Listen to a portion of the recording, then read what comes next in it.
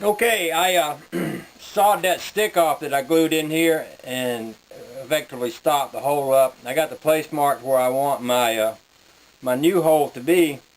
I can't drill this on a drill press because I can't get the neck in my drill press. My drill press only will allow me to put something so tall in there, so I'm going to wind up drilling this by hand. I got this weapon here to drill it with. There's a better kind of drill to use, and I've got one, but it's too big, and I don't want my hole to be bigger than my the hole in the banjo.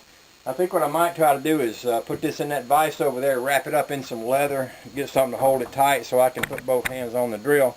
I just thought I'd show you that, and I'll show you what it looks like when I get it done.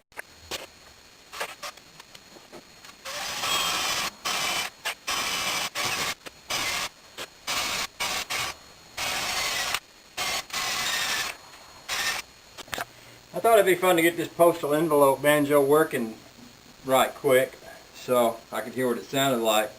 So what I did was I found me a piece of oak. Actually, I sawed me up a little square piece of oak, and I worked this end down round on the sander out there. That fits nice right into the back of that neck. Next trick will be to make it fit through the hole in the banjo pot. There's a square hole right there. I made the stick is bigger than the hole. Kind of made it that way on purpose. What I'll do is I'll grind this end down square so that that stick fits through just about like that. And I'll mark it right back here and cut it off. You can see where I took that big sander and I squared this off here so that this stick fits right in here. Pushes right down in the back of the neck there, and I've got a little room to adjust that with. The neck then will go right on to here. If I've done this right, it should be somewhere close to lining up. I think that's what I might do, is go out there and work on that stick a little bit to get that fit to be a little bit better, but it's coming along. It won't be long now. I'll have that neck on there. And then I can decide the angle of that neck. Yeah, I'm going to go work on that. Work on that right now. We're going to have this thing playing for you. Okay, I went out and reworked the stick again. I made it smaller so that I could literally stick it right into the banjo pot. And I'm gonna put this in here snug. Put some glue on it. Get about the right angle on it. And just let it sit. Probably let it sit overnight because I want it to be good and dry. And it ain't the straightest thing in the world. I got to make sure I get it lined up about right. Keep in mind, if I'm not happy with this, I can always cut this thing off, drill me another hole, start all over again. So there's nothing I'm doing here that's going to be permanent and forever. Nothing I can't change or fix. So anyway, I'll go ahead and glue that up. Well, it's all done. Priority mail, United States Postal Service,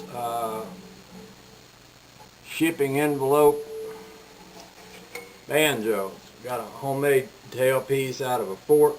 I just curved that fork up under the back end of this. I kind of like that little handle sitting there. It just looks cool.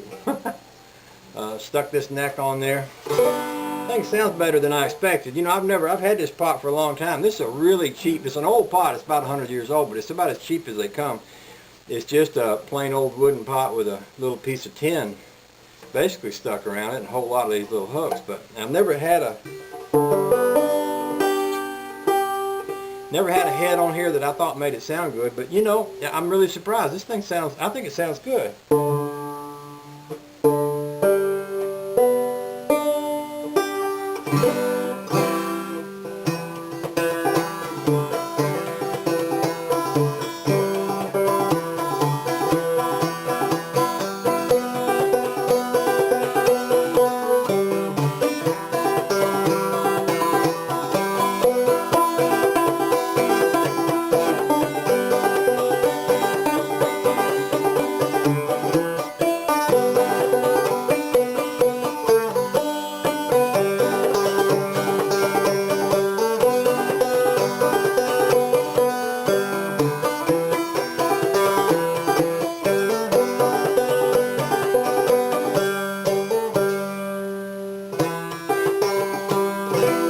Qualify. It sounds good for what it is, you know. I'm happy with it. I play with that a lot.